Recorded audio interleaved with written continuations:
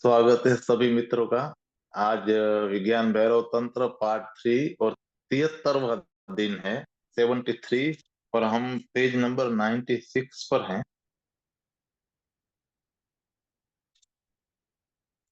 तो ये साक्षित्व की चौथी विधि।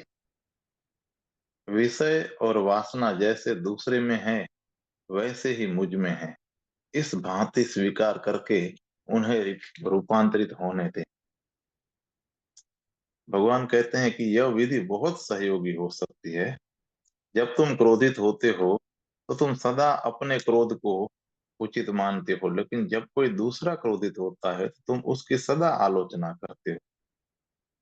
तुम्हारा पागलपन स्वाभाविक है, दूसरे का पागलपन विकृति है। तुम जो भी करते हो वह शुभ है। शुभ नहीं तो कम से कम करना जरूरी था। तुम अपने कृत्य के लिए सदा औचित्य खोज लेते हो और उसे तर्क सम्मत बना लेते हो। और जब वही काम दूसरा करता है तो वही औचित्य, वही तर्क लागू नहीं होता है।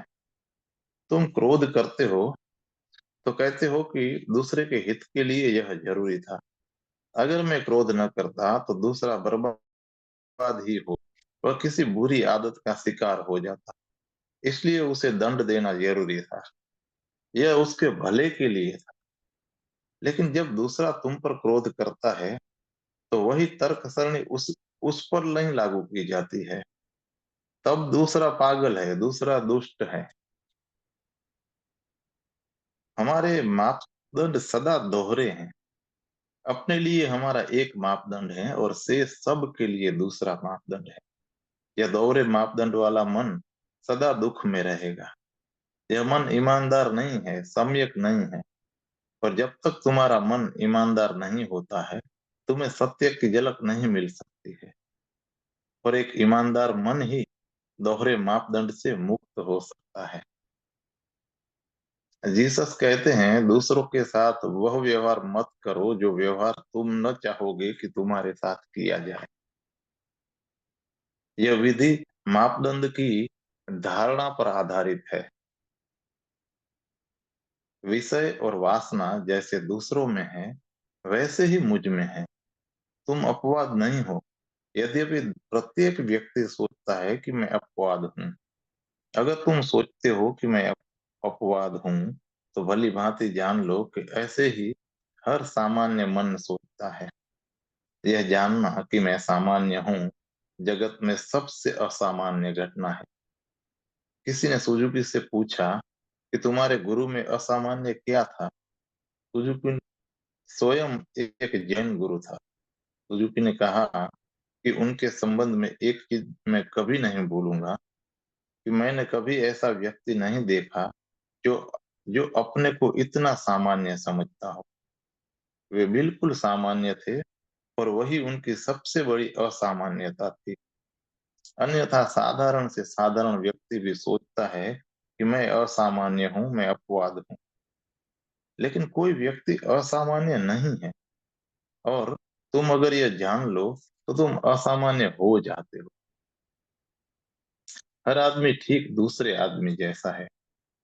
जो नाएं तुम्हारे भीतर चक्कर लगा रही हैं वे ही दूसरों के भीतर घूम रही है। लेकिन तुम अपनी काम वासना को प्रेम कहते हो और दूसरों के प्रेम को काम वासना कहते हो। तुम खुद जो भी करते हो उसका बचाव करते हो। तुम कहते हो कि वह शुभ काम है इसलिए करता हूं। और वही काम जब दूसरे करते हैं तो वे वही नहीं रहते, वे शुभ नहीं रहते। और यह बात व्यक्तियों तक ही सीमित नहीं है, जाति और राष्ट्र भी यही करते हैं। अगर भारत अपनी सेना बढ़ाता है तो वह सुरक्षा का प्रयत्न है। और जब चीन अपनी सेना को मजबूत करता है तो वह आक्रमण की तैयारी है। दुनिया की हर सरकार अपने सैन्य संस्थान को सुरक्षा संस्थान कहती है। तो फिर आक्रमण कौन करता है? जब सभी सुरक्षा में लगे हैं तो फिर आक्रामक है कौन? अगर तुम इतिहास को देखोगे तो तुम्हें कोई आक्रामक नहीं मिलेगा। हाँ, जो हार जाते हैं वे आक्रामक करार कर दिए जाते हैं। पराजित लोग सदा आक्रामक आक्रामक माने गए हैं क्योंकि वे इतिहास नहीं लिख सकते हैं। इतिहास तो विजेता लिखते हैं। अगर हिटलर विजयी हुआ तो इतिहास विजयी हुआ होता, तो आज इतिहास दूसरा होता। तब वह आक्रामक नहीं, संसार का रक्षक माना जाता। तब चर्चिल, रूजवेल्ट और उनके मित्रगण आक्रामक माने जाते और कहा जाता कि उन्हें मिटा डालना अच्छा हुआ। लेकिन क्योंकि हिटलर नहीं जीत सका, वह आक्रामक हो गया और चर्चिल, रूजवेल्ट और स्टेलिन मनुष्य जाति के रक्षक बन गए। तो न सिर्फ व्यक्ति बल्कि जाति और राष्ट्र भी यही तर्क पेश करते हैं, अपनों और औरों को भिन्न बताते रहते हैं। कोई भी भिन्न नहीं है। धार्मिक चित्त वह है जो जानता है कि प्रत्येक व्यक्ति समान है। इसलिए तुम जो तर्क अपने लिए खोज लेते हो, वही तर्क दूसरों के लिए भी उपयोग करो। और अगर तुम दूसरों की आलोचना करते हो, तो उसी आलोचना को अपने पर भी लागू करो। दोहरे मापदंड मत गढ़ो। एक मापदंड रखने से तुम पूरी तरह रूपांतरित हो जाओगे। एक मापदंड तुम्हें ईमानदार बनाएगा और पहली दफा तुम सत्य को सीधे देखोगे जैसा वह है। विषय और वासना जैसे दूसरे में है, वैसे ही मुझ में है। इस भांति स्वीकार करके उन्हें रूपांतरित होने दो। तुम उन्हें स्वीकार कर लो और वे रूपांतरित हो जाएंगी। लेकिन हम क्या कर रहे हैं? हम स्वीकार करते हैं कि विषय वासना दूसरों में है। जो जो गलत है वह दूसरों में है और जो जो सही है वह तुम में है। तब तुम रूपांतरित कैसे होगे? तुम तो रूपांतरित ही हो। तुम सोचते हो कि मैं अच्छा ही हूँ, दूसरे सब लोग बुरे हैं। रूपांतरण की जरूरत तो संसार को है, तुम्हें नहीं। इस दृष्टिकोण के कारण नेता इस दृष्टिकोण के कारण नेता, क्रांतियां और पैगंबर पैदा होते हैं। वे घर के मुंडेरों पर चढ़कर चिल्लाते हैं कि दुनिया को बदलना है, इंकलाब लाना है। हम क्रांति पर क्रांति किए जाते हैं और कुछ भी नहीं बदलता है। मनुष्य वही का वही रहता है। दुनिया पुराने दुखों से ही ग्रस्त रहती है। चेहरे और नाम बदल जाते हैं, पर दुख वही का वही रहता है। दुनिया को बदलने की बात नहीं है। तुम गलत हो। प्रश्न है कि तुम कैसे बदलो। धार्मिक प्रश्न यह है कि मैं कैसे बदलूं। दूसरों को बदलने की बात राजनीति है। राजनीतिज्ञ सोचता है कि मैं तो बिल्कुल ठीक हूँ, कि मैं तो आदर्श हूँ, जैसा कि सारी दुनिया को होना चाहिए। वह अपने को आदर्श मानता है। वह आदर्श पुरुष है और उसका काम दुनिया को बदलना है। धार्मिक व्यक्ति जो कुछ भी दूसरों में देखता है, उसे अपने भीतर भी देखता है। अगर हिंसा है तो वह सोचने लगेगा कि यह हिंसा मुझ में है या नहीं। अगर लोभ है, अगर उसे कहीं भी लोभ दिखाई पड़ता है, तो उसका पहला ख्याल यह होता है कि यह लोभ मुझ में है या नहीं। और जितना ही खोजता जाता है, वह पाता है कि मैं ही सब बुराइयों का स्रोत हूँ। तब फिर प्रश्न यह नहीं है कि संसार को कैसे बदला जाए। तब फिर प्रश्न यह है कि अपने आप को कैसे बदला जाए। और बदलाहट उसी क्षण होने लगती है जब तुम इस मापदंड को अपनाते हो। उसे अपनाते ही तुम बदलने लगे। दूसरों की निंदा कभी मत करो। मैं ये नहीं कह रहा हूं कि अपनी निंदा करो, नहीं, बस दूसरों की निंदा मत करो। और अगर तुम दूसरों की निंदा नहीं करते हो, तो तुम्हें उनके प्रति गहन करुणा का भाव होगा। क्योंकि सब समस्याएं समान है और सबकी समस्याएं भी समान है। अगर कोई पाप करता है, समाज की नजरों में जो पाप है, तो तुम उसकी निंदा करने लगते हो। तुम यह नहीं सोचते कि तुम्हारे भीतर भी उस पाप के बीज पड़े हैं। अगर कोई हत्या करता है, तो तुम उसकी निंदा करते हो। लेकिन क्या तुमने कभी किसी की हत्या करने का विचार नहीं किया है? क्या उसका बीज, उसकी संभावना तुम्हारे भीतर भी नहीं छिपी है? जिस आदमी ने हत्या की है, वह एक क्षण पूर्व हत्यारा नहीं था, लेकिन उसका बीज उसमें था। वह बीज तुम में भी है। एक क्षण के बाद कौन जानता है कि तुम भी हत्यारे हो सकते हो। उसकी निंदा मत करो, बल्कि स्वीकार करो। तब तुम्हें उसके प्रति गहन करुणा होगी, क्योंकि उसने जो कुछ भी किया है वह कोई भी कर सकता है, वह तुम भी कर सकते हो। निंदा से मुक्त चित्त में करुणा होती है। निंदा रहित चित्त में गहन स्वीकार होता है। वह जानता है कि मनुष्यता ऐसी ही है, कि मैं भी ऐसा ही हूँ। तब सारा जगत तुम्हारा प्रतिबिंब बन जाएगा। वह तुम्हारे लिए दर्पण का काम देगा। तब प्रत्येक चेहरा तुम्हारे लिए आईना होगा। तुम प्रत्येक चेहरे में अपने को ही देखोगे। विषय और वासना जैसे दूसरे में है, वैसे ही मुझ में है। इस भांति स्वीकार करके उन्हें रूपांतरित होने दो। स्वीकार ही रूपांतरण बन जाता है। यह समझना कठिन है, क्योंकि हम सदा इनकार करते हैं और उसके बावजूद हम बिल्कुल नहीं बदल पाते हैं। तुम्हें लोभ है, लेकिन तुम उसे अस्वीकार करते हो।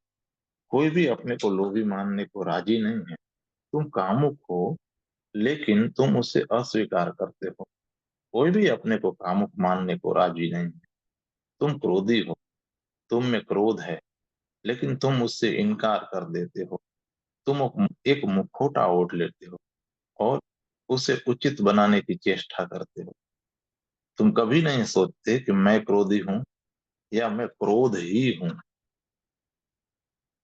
लेकिन अस्वीकार से कभी कोई रूपांतरण नहीं होता है। उसके बीज दमित हो जाते हैं। लेकिन जो चीज दमित होती है वह और भी शक्तिशाली हो जाती है। वह तुम्हारी जड़ों तक पहुंच जाती है, तुम्हारे अचेतन में गहराई तक उतर जाती है और फिर वहां से काम करने लग जाती है।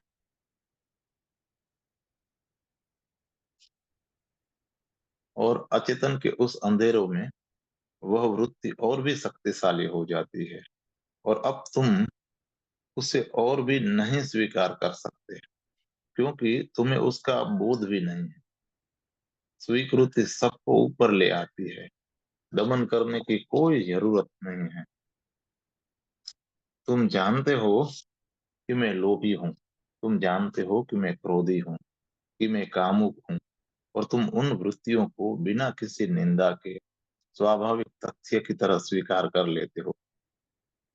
उन्हें दमित करने की जरूरत नहीं है। वे वृत्तियां मन की सतह पर आ जाती है और वहां से उन्हें बहुत आसानी से विसर्जित किया जा सकता है। गहरे अचेतन से उनका विसर्जन संभव नहीं है। और जब वह सतह पर होती है तो तुम उनके प्रति होशपूर्ण होते हो।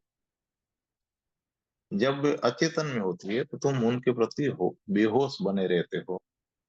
तुम उनके प्रति सजग नहीं रह पाते हो। और उस रोग से ही मुक्ति संभव है जिसके प्रति तुम होशपूर्ण हो। जिसके प्रति तुम बेहोश हो, उस रोग से मुक्ति नहीं हो सकती है। प्रत्येक चीज को सतह पर ले आओ। अपनी मनुष्यता का स्वीकार करो। अपनी पशुता का स्वीकार करो। जो भी है उसे बिना किसी निंदा के स्वीकार करो। लोभ है, उसे अलोभ में बदलने की चेष्टा मत करो। तुम उसे नहीं बदल सकते हो। और अगर तुम उसे अलोभ बनाने की चेष्टा करोगे तो तुम उसका दमन करोगे। तुम्हारा अलोभ और कुछ नहीं है, केवल दूसरे ढंग का लोभ ही होगा। अगर तुम लोभ को बदलने की कोशिश करोगे तो क्या करोगे?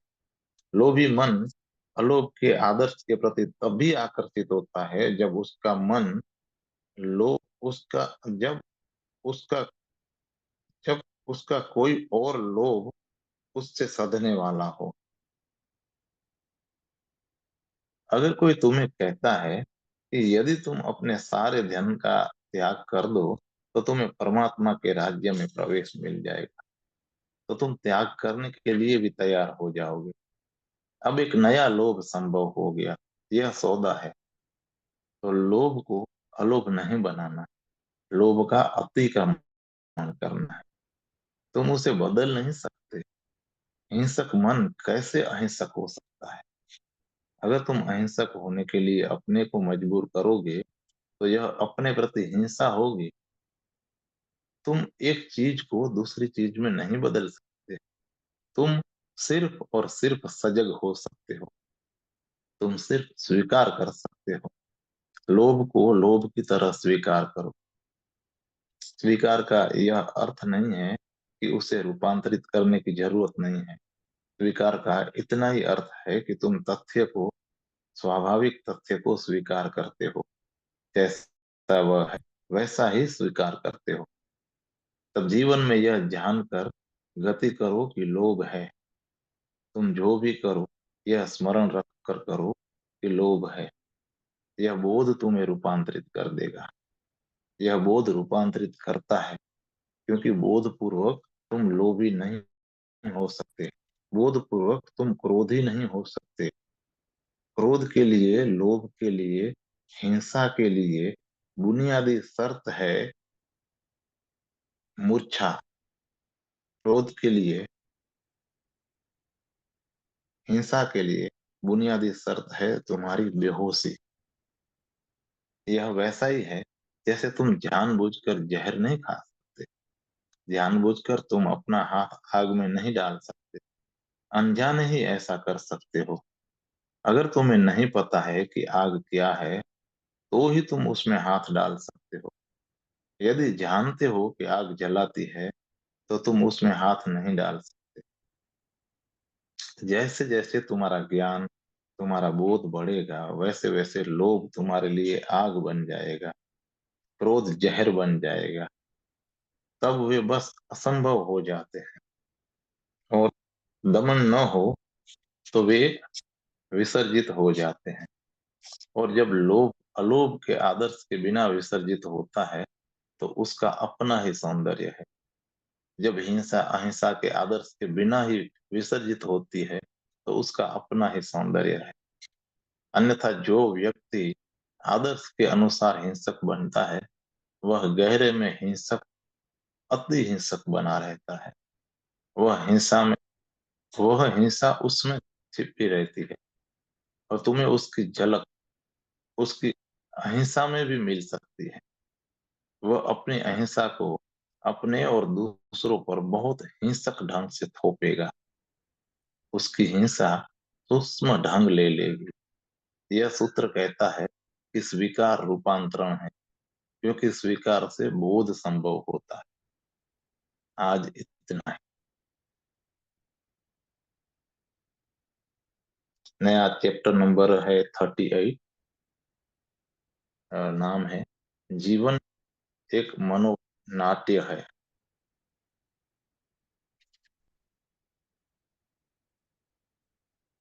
कुछ प्रश्न के सार हैं। पहला सार, आधुनिक मन अतीत अनुभवों की धूल से कैसे तादात्म्य कर लेता है।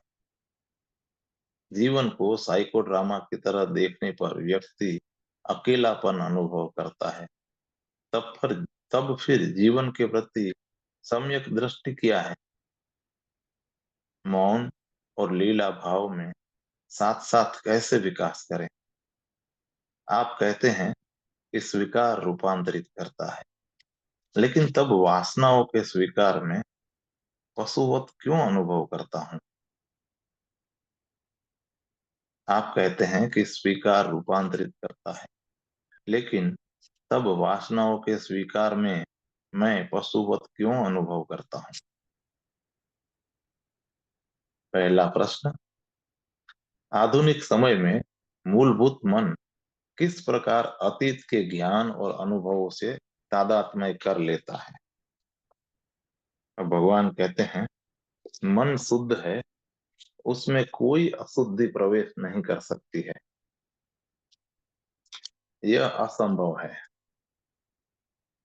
मन बुद्ध भाव है, मन परम है। लेकिन जब मैं मन कहता हूं तो उसका मतलब तुम्हारे मन से नहीं है। मेरा मतलब उस मन से है जिसमें मैं या तू नहीं है। तुम अशुद्धि हो और ठीक तुम्हारे पीछे मूलभूत मन है। तुम धूल हो। इसलिए पहले तो यह समझने की कोशिश करो कि तुम क्या हो, और तभी तुम समझोगे कि मौलिक मन अतीत से, स्मृतियों से और धूल से तादात्म्य कैसे कर लेता है।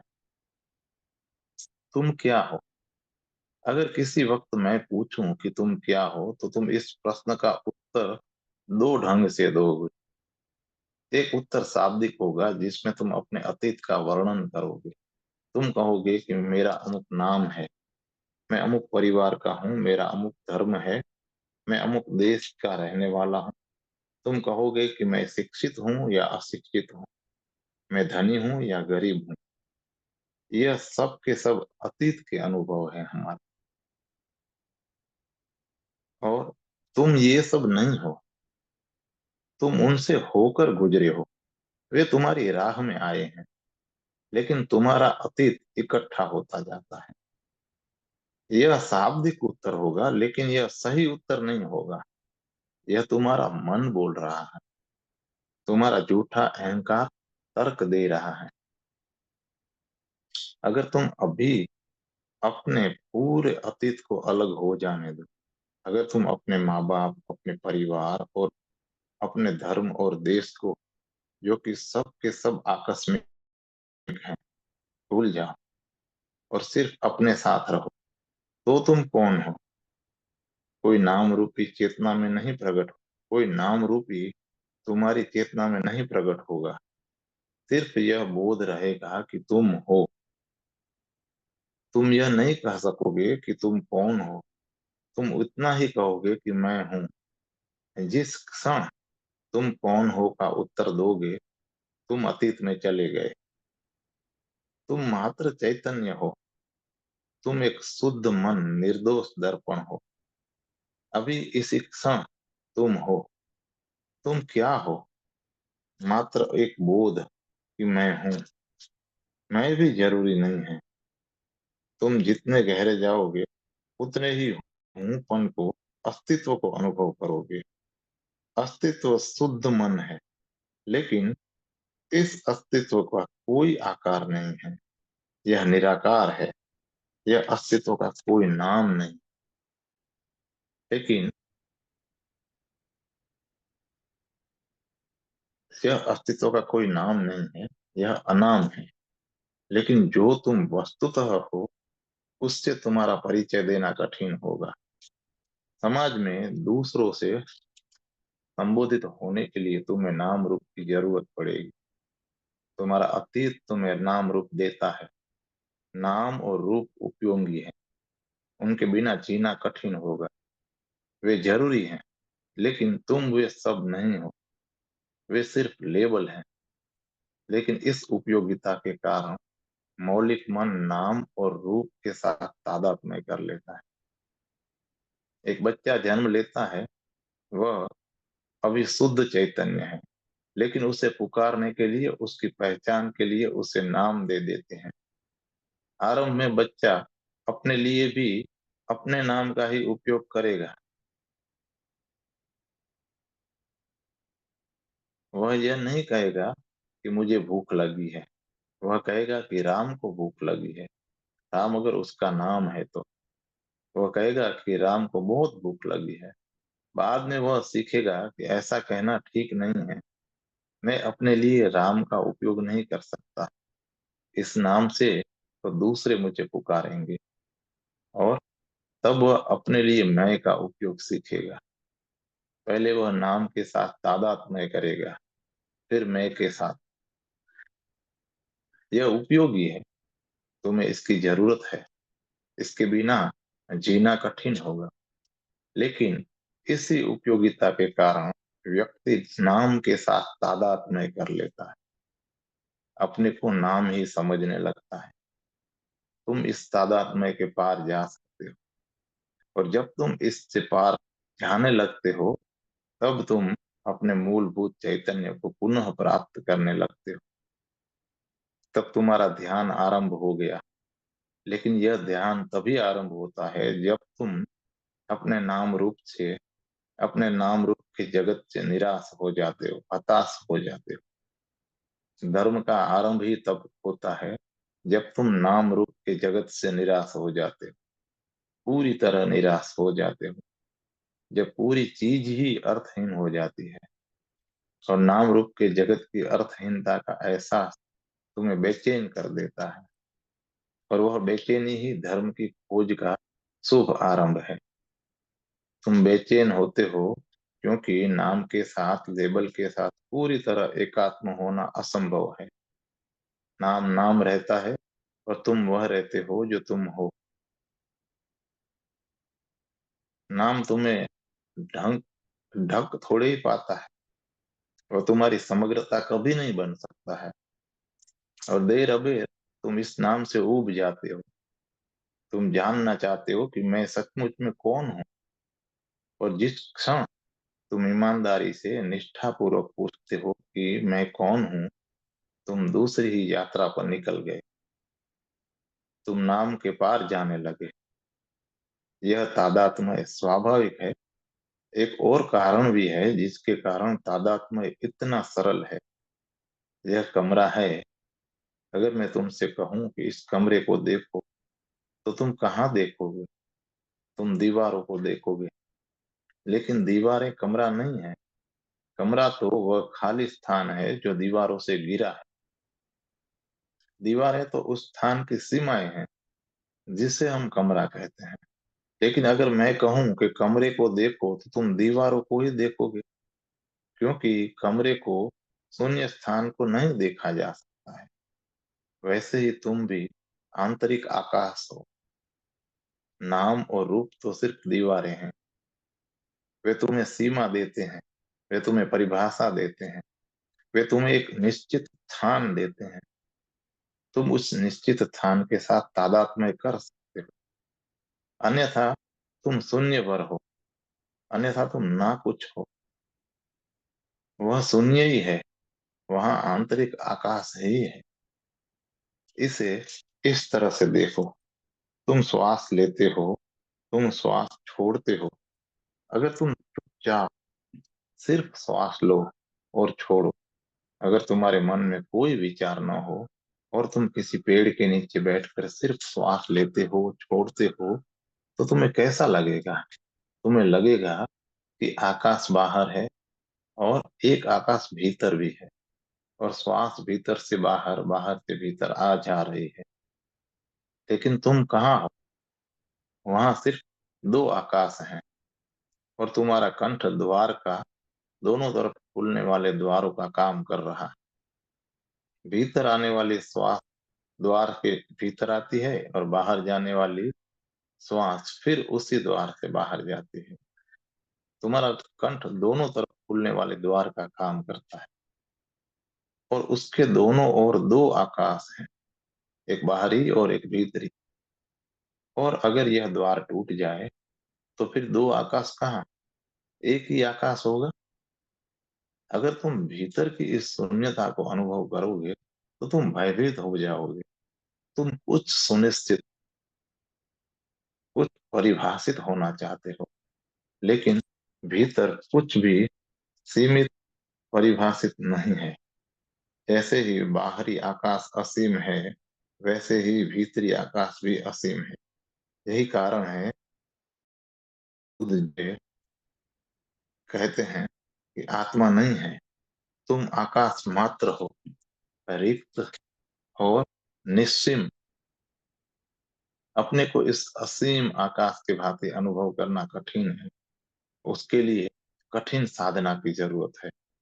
मनुष्य सीमाओं के साथ बंध जाता है।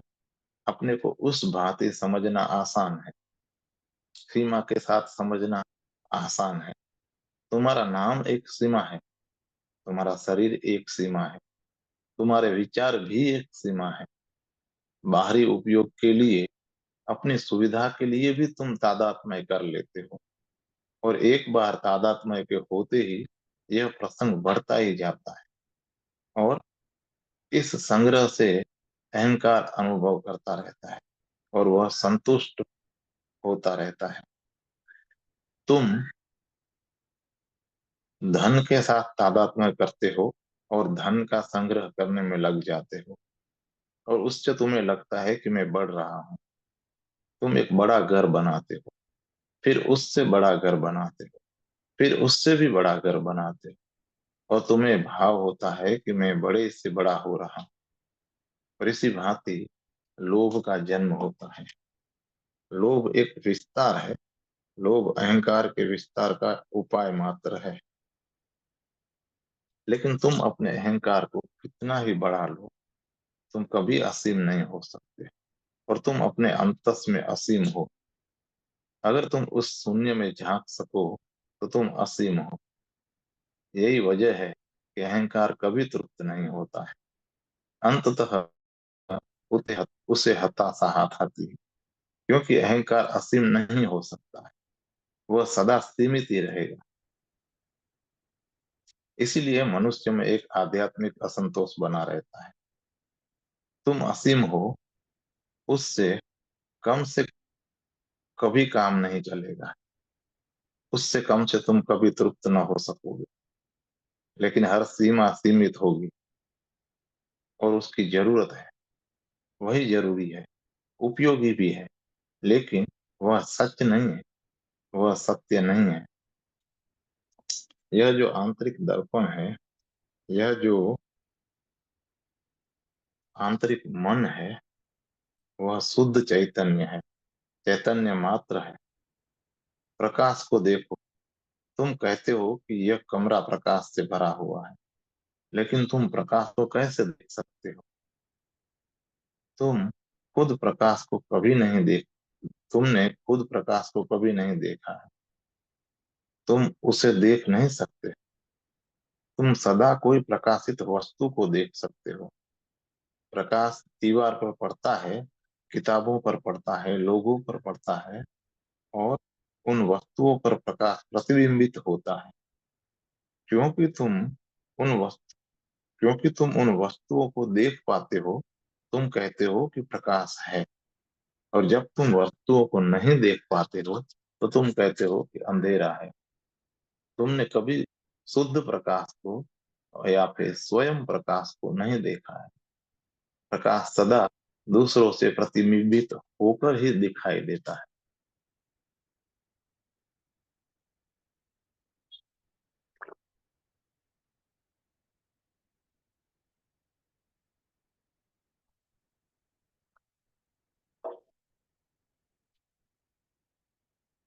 चैतन्य का बोध प्रकाश से भी ज्यादा शुद्ध है।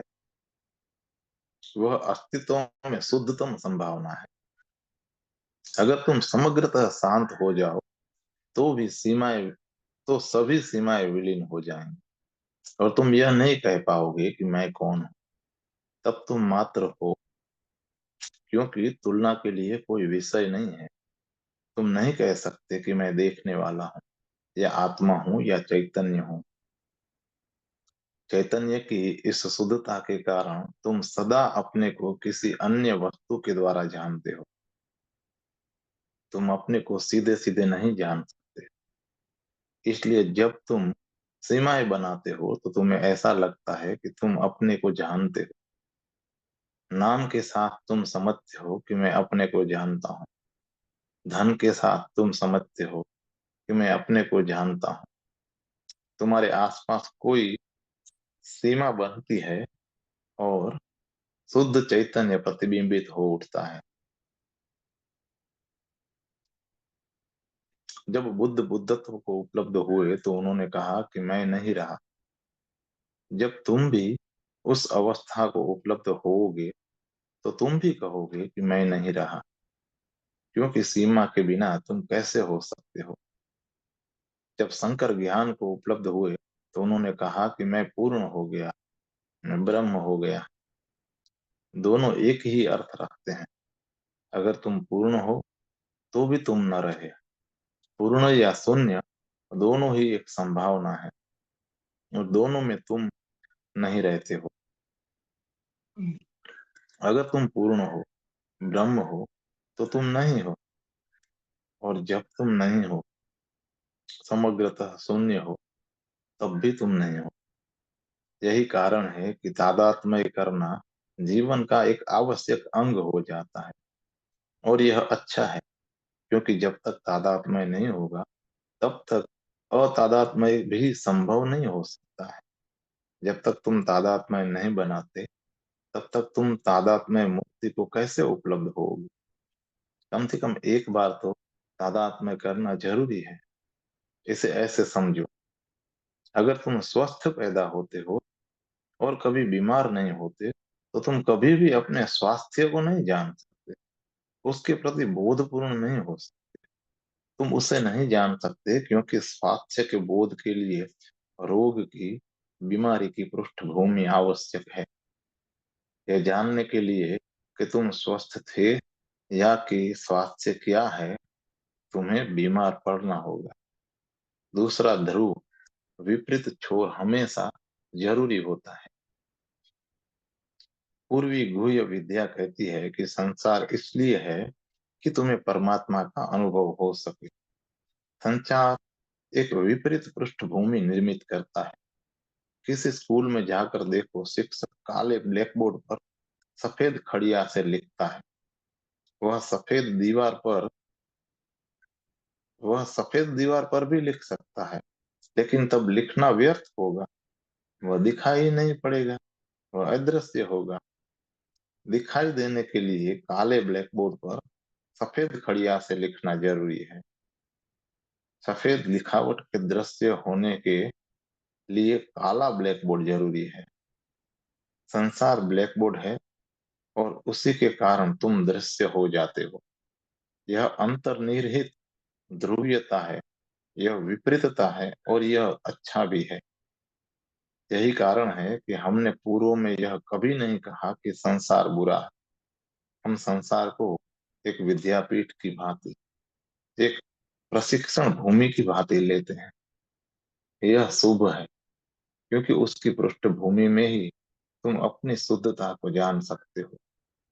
जब तुम संसार में आते हो, तो तुम तादात्म्य कर लेते हो। तादात्म्य के साथ तुम प्रवेश करते हो, संसार शुरू हो जाता है।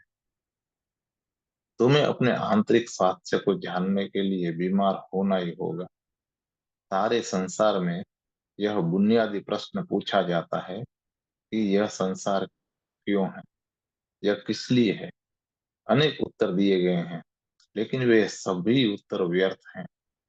केवल यह दृष्टि बहुत गहरी और अर्थपूर्ण मालूम पड़ती है कि जगत एक पृष्ठभूमि पर है। इसके बिना तुम अपने अंतरस्थ चैतन्य के प्रति सजग नहीं हो सकते हो। मैं तुम्हें एक कहानी कहूंगा। एक धनी एक धनी अपने देश का सर्वाधिक धनी व्यक्ति अशांत हो गया, बहुत निराश हो गया। उसे लगा कि जीवन अर्थहीन है। उसके पास सब कुछ था जो धन से खरीदा जा सकता था, लेकिन सब कुछ व्यर्थ सिद्ध हुआ।